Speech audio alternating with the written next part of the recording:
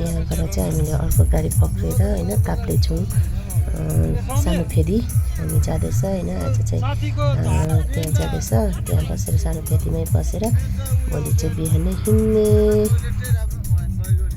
मैले चाहिँ गाडीमा चढेर पुरै पाएको होइन। र हामी चाहिँ यहाँनिर पहिलो फेरि आइसक्यो। रुममा चाहिँ गर्दैछु। रुम हेरेर यो साइडको चाहिँ रुम, त्यहाँनिर रुममा आएर पनि नानाहरू रेस्ट गरिसक्यो। अनि अन्त भोलि बिहानै जाने हो। तर रुम त्यति साह्रो राम्रो चाहिँ थिएन यो होटेलमा होइन। अब नाम चाहिँ हेरेन हामीले होटेलमा, त्यो भएर चाहिँ अब हामी होइन हिँडेको त्यहाँदेखि अब कति बजी पुग्छ त्यतिखेर हामी तपाईँहरूलाई म देखाउने छु घरिघरि छ। अब होइन एकैले त उयो गर्नु सक्दैन, उकालो साह्रो छ। पहिला पनि हालेको थिएँ मैले यो भिडियो। अब योपालि चाहिँ हाम्रो लास्ट हो नि त, 3 वर्ष पुग्यो। त्यो भएर चाहिँ तपाईँहरूलाई देखाउने छु। तपाईँहरूले पनि दर्शन गर्नुहोस् होला है हामी सँगसँगै। यहाँ चाहिँ फर्स्ट सेरी हो ओपनिङ। जय माता दी।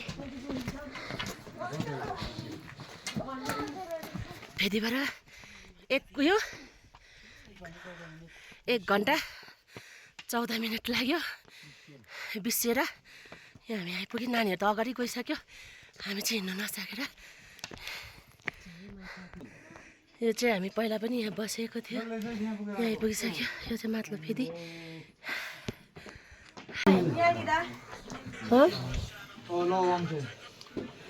हेलो औ कस्तो फिल भयो?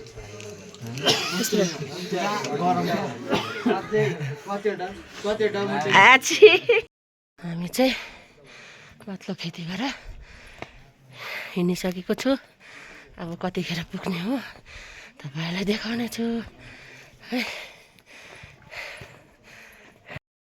हामी चाहिँ माथिल्लो फेदीबाट पनि माथि पुगिसकेको थियौँ होइन। कतिवटा 1 डाँडा काटेर, 1 डाँडा भन्दा पनि 2 डाँडा चाहिँ काटिसकेको थियौँ। अनि यहाँनिर चाहिँ घाम पनि हिँड्दै हिँड्दै उदाइसकेको छ। अनि पुरा यो नवरथाले गर्दा भक्तजनहरू पनि निकै हुनुहुन्थ्यो। अनि हामी जाँदा पनि धेरै भिड थियो। पहिला जाँदा त यस्तो भिड थिएन, हिँड्दा पनि होइन एक्लै हिँड्नु पर्थ्यो। त्यो भएर चाहिँ हामी भर्खरै माथि पुग्दैछौँ। 5:44 भइसकेको छ होइन। अनि हामी चाहिँ यहाँनिर भक्तजन अब उकालो जाँदा चाहिँ अब नसक्नेहरूलाई चाहिँ भक्तजनहरूलाई चाहिँ यसरी सुविस्ता पनि छ बोक्नको लागि होइन। बोक्ने मान्छेहरू धेरै हुन्छन् होइन। एकदम अब गुराँसहरू पनि योपालि त निकै राम्रो फुलेको थियो होइन। त्यो भएर चाहिँ हामी चाहिँ उकालो लाग्दैछौँ। हामी चाहिँ यहाँ भर्खर आइसकेको छु। यहाँ गेटमा उनीहरू चाहिँ छिटो हिँडेर यहाँ अघि आइसकेको छ।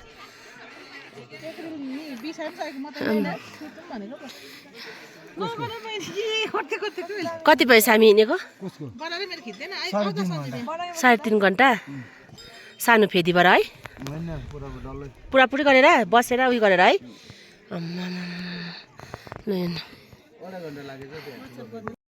यहाँ चाहिँ हामीले यहाँबाट गेट एन्ट्री गरिसक्यौँ।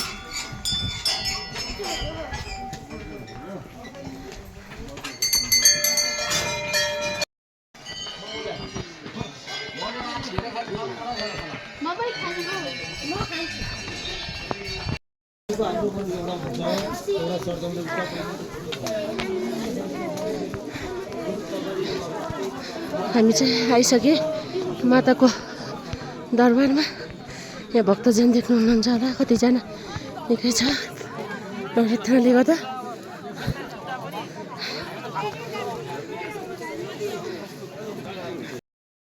हामीले चाहिँ पूजाहरू गरिसक्यौँ। पूजा गरेको चाहिँ हामीले देखाइन, किनभने तपाईँहरू पनि यहीँबाट दर्शन गरिदिनुहोस् होला।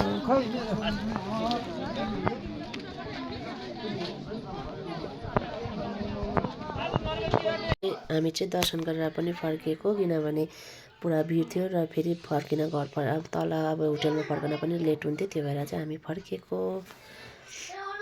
हामीले चाहिँ 3 वर्षमा फेरि पनि होइन यहाँनिर चाहिँ अब लास्ट भण्डारा पनि पायौँ होइन। अब नवरथा भएर पनि होला भण्डारा दिनेलाई धेरै धेरै धन्यवाद होइन। सबैजना गलेर राति 1 बजी होइन, सब कति 2 बजी 3 बजी 4 बजी हिँडेर भोको पेश माताको दर्शन गर्न आउनु भएको भक्तजनलाई पनि यति साह्रो सुविस्ता गराइदिनु भएको थियो योपालि।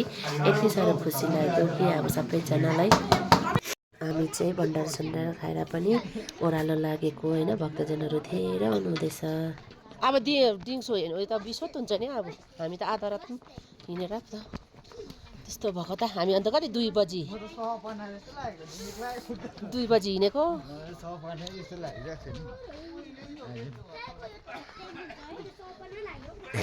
सपना लाग्यो कस्तो लाग्यो रे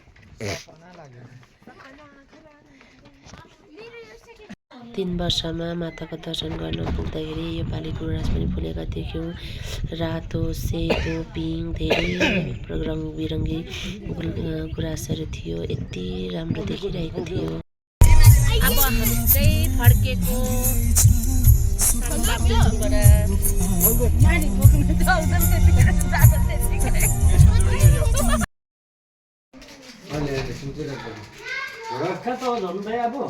यो चाहिँ हामी यहाँ के जग्गा भन्छौ फिडिङमा आएर बसेको छु यो चाहिँ जेन्ट्स रुम जेन्ट्स रुम यहाँ ड्राइभर सर चाहिँ यहाँ यस्तो भइरहेछ लु हेलो भन यहाँ चाहिँ लेडिज रुम यहाँ तन्किरहेछ खै तेरा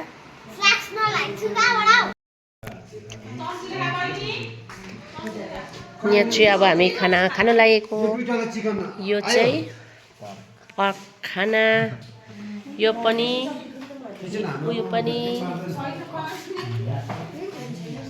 यो चाहिँ यता काट्छेन चिकन खाना त्यो होइन लु तिमीहरूलाई चिकन खाना यता पर्क यता सबैजना पर्क होइन अब सबै राइट माई डटर भाइ पनि यहाँ छ हामी चाहिँ खाएर एकछिन बाहिर निस्केको थियौँ होइन अब हामी चाहिँ घर गएको चाहिँ हामी खिच्दिनँ किनभने अब त्यो निन्द्राहरू लागेर नानीहरूसँग अलिक असुविधा हुन्छ पुरा थाकेको छौँ त्यो भएर चाहिँ तपाईँलाई यो भिडियो हेरेर कस्तो लाग्छ लाइक कमेन्ट गरिदिनु होला माताको दर्शन गर्नु होला थ्याङ्क यू फर वाचिङ